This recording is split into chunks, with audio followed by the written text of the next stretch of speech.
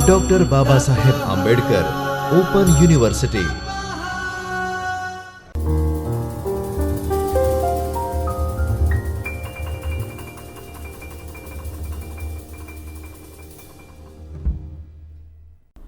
નમસ્કાર તાલીમાર્થી મિત્રો, doctor Baba Saheb Ambedkar open યુનિવર્સિટીના શિક્ષણશાસ્ત્ર વિભાગમાંથી હું ડૉક્ટર હિના રાવલ આપ સૌનું સ્વાગત કરું છું। મિત્રો, આજે આપણે બીએડના દ્વિતીય વર્ષના પેપર કોડ ES 202 માપન અને મૂલ્યાંકન જેના વિભાગ 2માં એકમ 8 અવલોકન અને સિદ્ધિ કસોટી જેના બીજા વ્યાખ્યાનમાં અભ્યાસ કરીશું। તો મિત્રો, અગાઉના વ્યાખ્યાનમાં આપણે અવલોકન એટલે શું, અવલોકનની વ્યાખ્યાઓ, અવલોકનના લક્ષણો અને અવલોકનના પ્રકારો વિશે અભ્યાસ કર્યો હતો।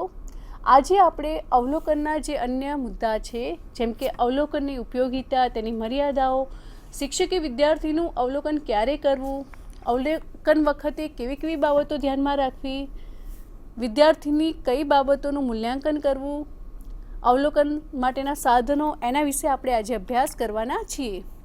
તો સૌપ્રથમ આપણે જોઈએ અવલોકનની ઉપયોગિતા શું છે। તો મિત્રો, સૌપ્રથમ તો શિક્ષક જ્યારે વિદ્યાર્થીનું અવલોકન કરે છે ત્યારે એમનો મુખ્ય ઉદ્દેશ્ય વિદ્યાર્થીની અંદર રહેલા કોઈ કૌશલ્યનો અભ્યાસ કરવાનો હોય છે। એટલે સૌપ્રથમ અવલોકન એ વિદ્યાર્થીની અંદર રહેલા વિવિધ કૌશલ્યો જે છે એનો અભ્યાસ કરવો। ત્યારબાદ છે માનસિક રીતે અયોગ્ય વ્યક્તિનો અભ્યાસ કરવો, કે કોઈ પણ પરિસ્થિતિમાં વ્યક્તિ જે રીતે વર્તન કરે છે એના ઉપરથી ખ્યાલ આવે છે કે વ્યક્તિ માનસિક રીતે અયોગ્ય છે।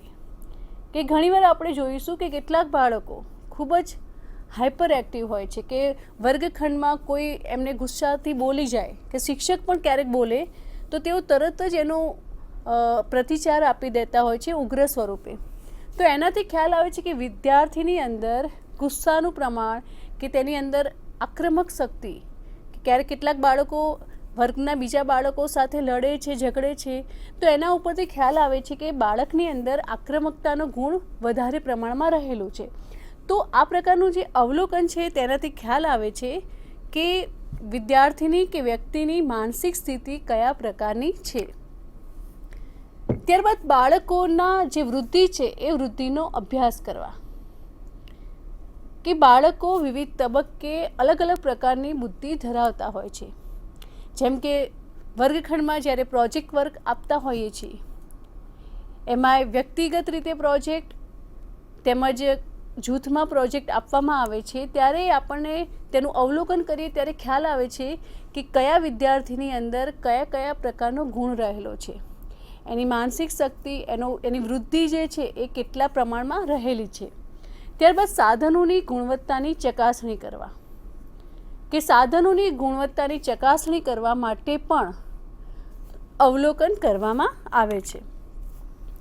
અશક્ત વ્યક્તિનો અભ્યાસ કરવા, કે જે બાળકો વાંચી શકતા નથી, લખી શકતા નથી કે બોલી શકતા નથી, તેઓના વર્તનનો અભ્યાસ એ અવલોકનથી થઈ શકે છે।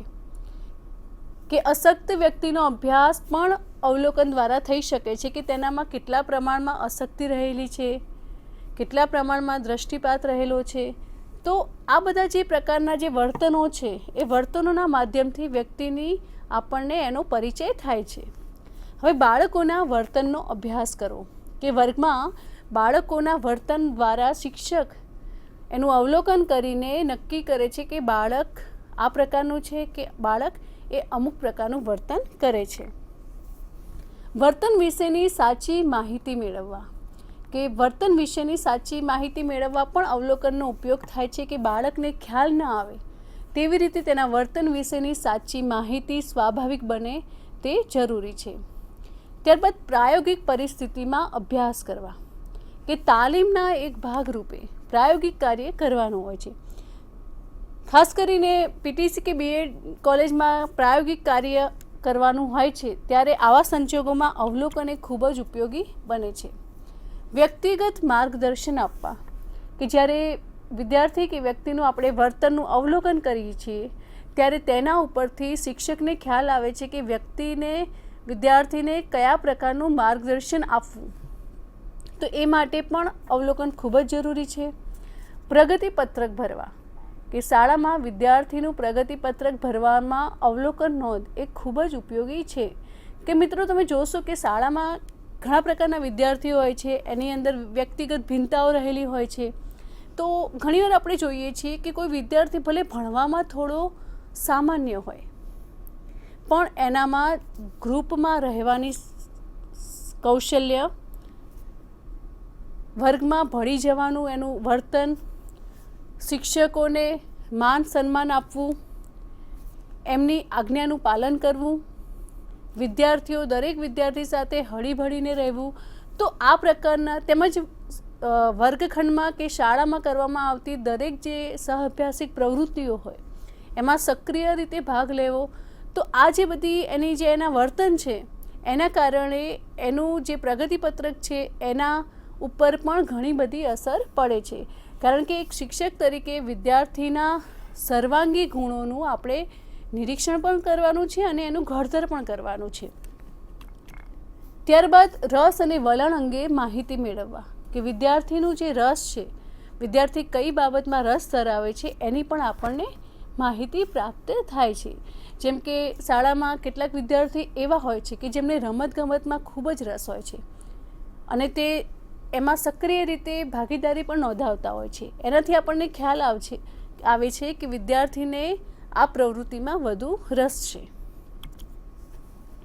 હવે આપણે અવલોકનની કેટલીક મર્યાદાઓ છે એ જોઈએ કે સૌપ્રથમ તો વધુ સમય લાગે છે કે જ્યારે આપણે કોઈ વિદ્યાર્થી કે વ્યક્તિના વર્તનનું અવલોકન કરવાનું હોય ત્યારે સૌપ્રથમ તો આપણે એના કઈ બાબતનું વર્તનના ગુણોનું કે લક્ષણોનું અવલોકન કરવાનું છે એ આપણે નક્કી કરીએ છીએ. હવે એ પ્રકારનું વર્તન વ્યક્તિ ક્યારે કરે છે એ પણ આપણે સતત તપાસતા રહેવું જોઈએ અને એ રીતે ખૂબ જ સમય લાગી જાય છે.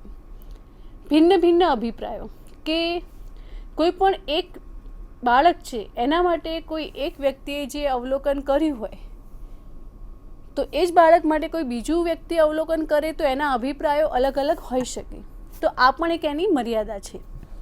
ત્રીજું છે માનસિક સ્થિતિની અસર કે અહીં જે સંશોધક છે કે કાં તો શિક્ષક છે કે જે કોઈ પાત્ર ઉપર અવલોકન કરે છે તો એમની જે માનસિક સ્થિતિ હોય એની અસર એ અવલોકન ઉપર પડે છે. કે ઘણીવાર કોઈ શિક્ષક કે સંશોધકના માનસમાં કોઈ વિદ્યાર્થી પ્રત્યે પૂર્વગ્રહ હોય તો એ પૂર્વગ્રહના કારણે એને એ દ્રષ્ટિથી જુએ છે અને એમની જે માનસિક સ્થિતિ છે સંશોધકની એની અસર એ અવલોકન ઉપર પડે છે.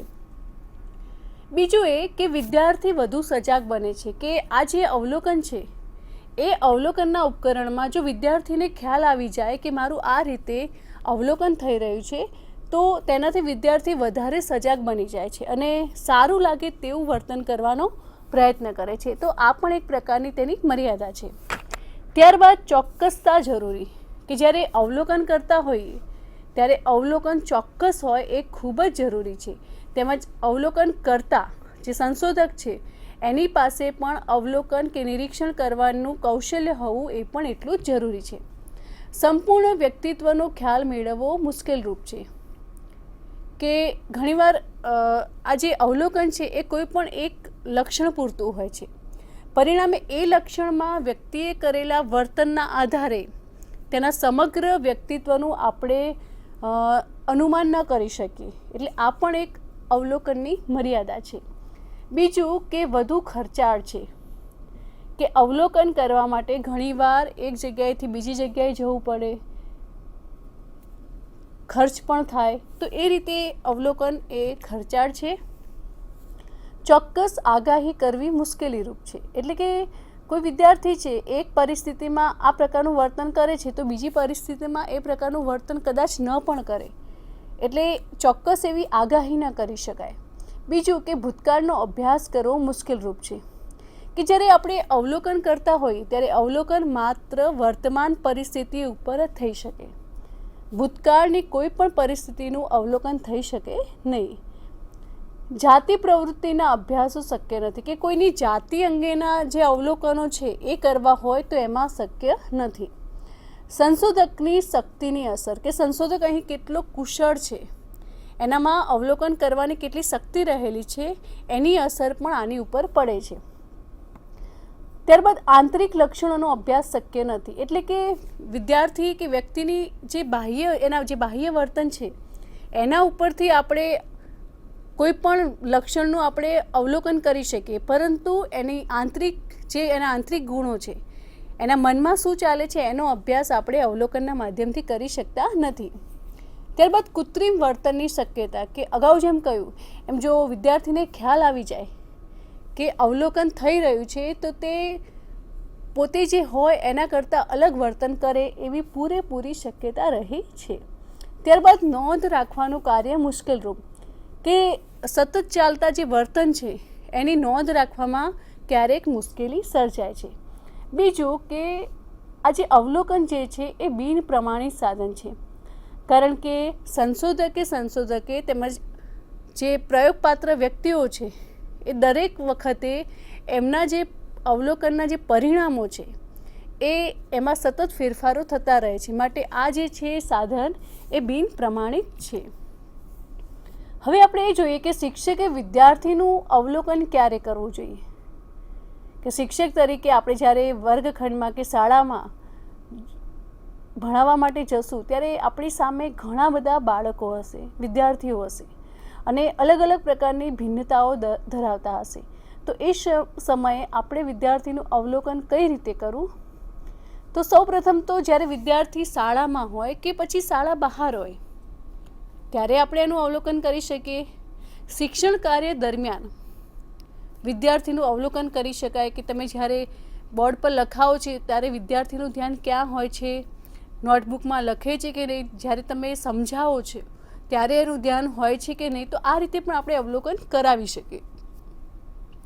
પ્રાયોગિક કાર્ય વખતે, એટલે કે કોઈ પણ પ્રોજેક્ટ આપ્યો હોય કે પ્રાયોગિક કાર્ય હોય એમાં વિદ્યાર્થીની સામેલગીરી કયા પ્રકારની છે એના આધારે આપણે કરી શકીએ. રમતગમતના મેદાન પર, શાળામાં સહઅભ્યાસ પ્રવૃત્તિઓમાં, શાળામાં રિસેસમાં, શાળામાં આવતા કે જતા, વિદ્યાર્થી અન્ય જગ્યાએ રમતા હોય ત્યારે જો કદાચ આપણે ત્યાંથી પસાર થયા હોઈએ ત્યારે પણ આપણે એનું અવલોકન કરી શકીએ. પ્રાર્થના સભામાં પણ કરી શકીએ. ત્યારબાદ અવલોકન કરતી વખતે ધ્યાનમાં રાખવાની બાબતો, કે સૌ પ્રથમ તો શિક્ષકની અંદર એ સ્પષ્ટ હોવું જોઈએ કે તે વિદ્યાર્થીના કયા લક્ષણનું અવલોકન કરવા માંગે છે. ત્યારબાદ લક્ષણને અનુરૂપ કોઈ પણ એક જ વિદ્યાર્થીનું અવલોકન કરવું જોઈએ. ત્રીજું છે કે વિદ્યાર્થીના સમગ્ર વ્યક્તિત્વનું અવલોકન કરવું. નિશ્ચિત કરેલા વ્યવહારોનો અર્થ સ્પષ્ટ કરો. એક જ પ્રકારનું વર્તન વિદ્યાર્થી કેટલા પ્રકારે કરે છે તેની આંકડાકીય સ્વરૂપ આપવું. સમગ્ર પરિસ્થિતિનું અવલોકન કરવું. અવલોકનનું આયોજન, સંચાલન અને માહિતીની નોંધ કરવી. અવલોકન કરવાની રીત જે છે એનો વિકાસ થવો જોઈએ. એક કરતાં વધુ અવલોકનના અભિપ્રાયોમાં મોટો તફાવત ન પડે તે પણ જોવું જોઈએ. યોગ્ય અવલોકન થઈ શકે તે માટે તાલીમ આપવી જોઈએ. વિદ્યાર્થીઓની રોજની જે નિયમિત દૈનિક ક્રિયાઓ હોય કે પ્રવૃત્તિ હોય એ દરમિયાન વિદ્યાર્થીઓનું અવલોકન કરતા રહેવું જોઈએ અને લાંબા સમય સુધી વિદ્યાર્થીના ચોક્કસ વર્તનોનું અવલોકન થવું જોઈએ.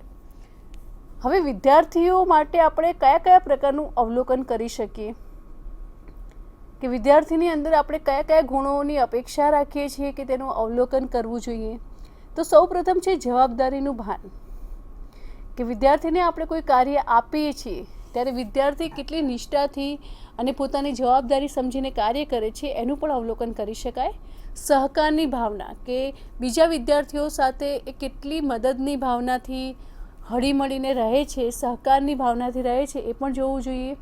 આત્મવિશ્વાસો કેટલો છે વિદ્યાર્થી તે જોઈએ. પરિણામની અસર, હેતુ પ્રત્યે જાગૃતિ અને લાગણીની સ્થિરતા, આ પ્રકારના વિદ્યાર્થીના જે વર્તનો છે એનું અવલોકન થઈ શકે. હવે અવલોકનની નોંધ માટેના કેટલાક સાધનો હોય છે, જેમ કે ક્રમ માપદંડ, ઓળખ યાદી, પ્રાપ્તાંક પત્ર, આવૃત્તિ સારણી અને મુક્ત નોંધ. આ પ્રકારના જે સાધનો જે છે એનો ઉપયોગ કરીને આપણે અવલોકનની નોંધ લઈ શકીએ. તો આમ સંશોધક માટે અવલોકન એ ખૂબ જ ઊંડાણપૂર્વકનું જ્ઞાન એના વિશેનું હોવું એ ખૂબ જ જરૂરી છે, કારણ કે અવલોકન કરવા માટે પરિસ્થિતિને, વિદ્યાર્થીના વર્તનને સમજવાની જે કુશળતા છે એ હોવી એ ખૂબ જ જરૂરી છે. તો અહીં આ એકમના અવલોકન વિશેનો જે મુદ્દો છે એ પૂર્ણ થાય છે. અવલોકન અંગેના આ વ્યાખ્યાનમાં આપણે સ્વાધ્યાયના પ્રશ્નો જોઈ લઈએ કે સૌ પ્રથમ છે અવલોકનની ઉપયોગિતા જણાવો. બીજો પ્રશ્ન છે અવલોકનની મર્યાદા જણાવો. અને ત્રીજો પ્રશ્ન છે અવલોકન કરતી વખતે ધ્યાનમાં રાખવાની બાબતો જણાવો. તો મિત્રો, આજના વ્યાખ્યાનમાં આપણે અવલોકનની જરૂરિયાત, અવલોકનના સાધનો વગેરે જેવા મુદ્દાઓનો અભ્યાસ કર્યો. અહીં અવલોકન વિશેનો અભ્યાસ પૂર્ણ થાય છે. હવે પછીના વ્યાખ્યાનમાં આપણે સિદ્ધિ કસોટીનો અભ્યાસ કરીશું. ધન્યવાદ. स्वाध्यायः